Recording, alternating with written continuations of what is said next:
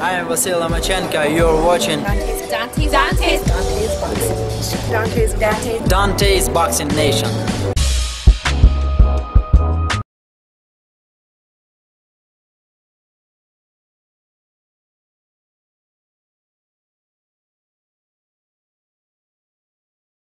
Tired of doing all kind of interviews. That's what happened when you keep winning, man.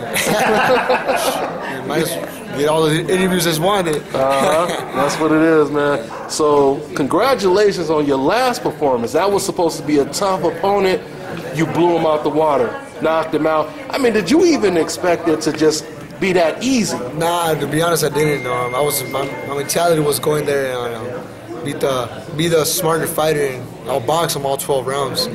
But he came out there being aggressive, and I had no choice but to kind of back him down. And good thing I got him with that shot. It just ended everything.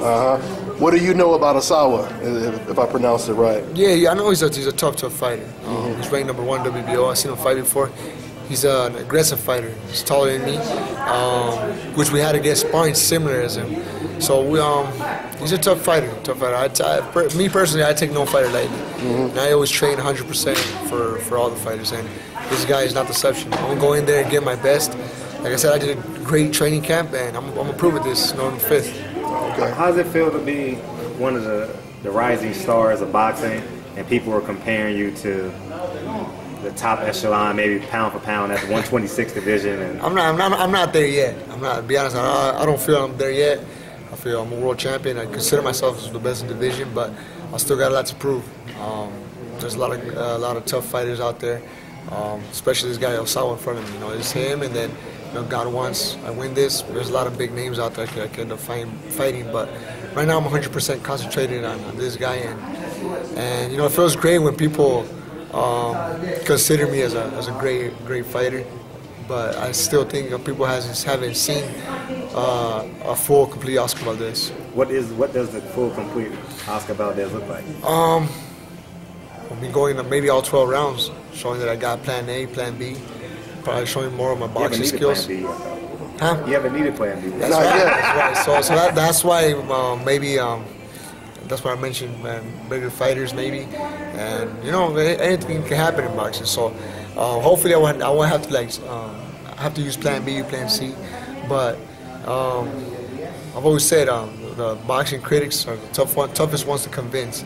Every time I go on social media, I hear nothing but good comments about me and nothing but love, especially from my people from Mexico. So that means I'm doing something right.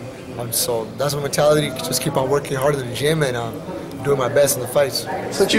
Go ahead. Speaking of Mexico, I can't help but get excited about Jojo Diaz, Leo Santa Cruz.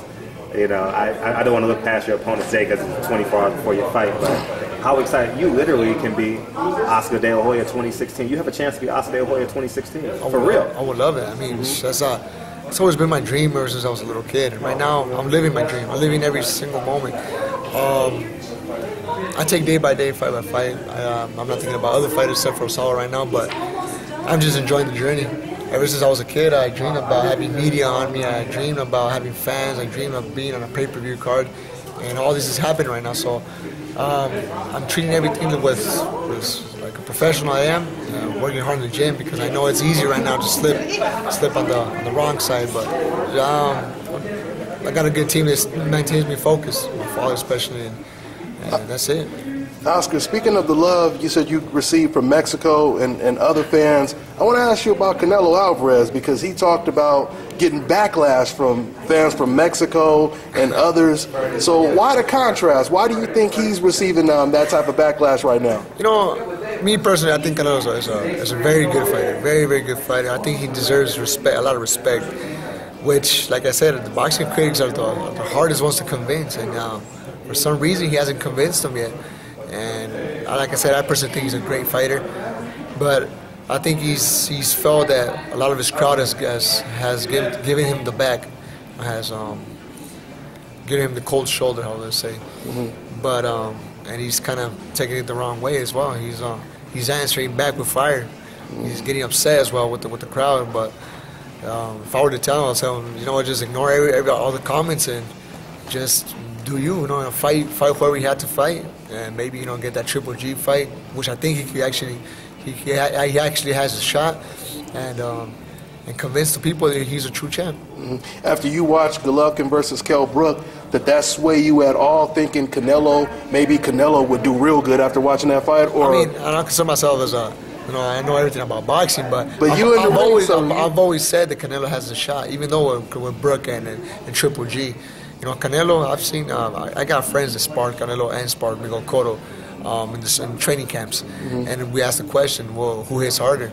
I said Canelo has a tremendous power punch.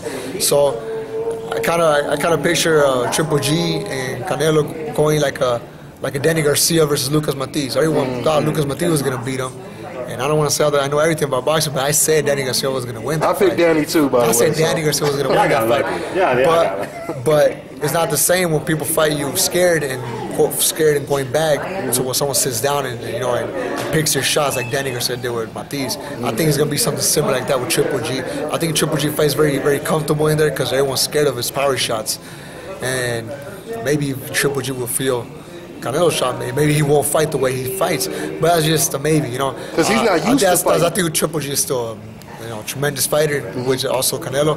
I think that will be a good fight, and I would just take it and just give it your best. Hi, you're watching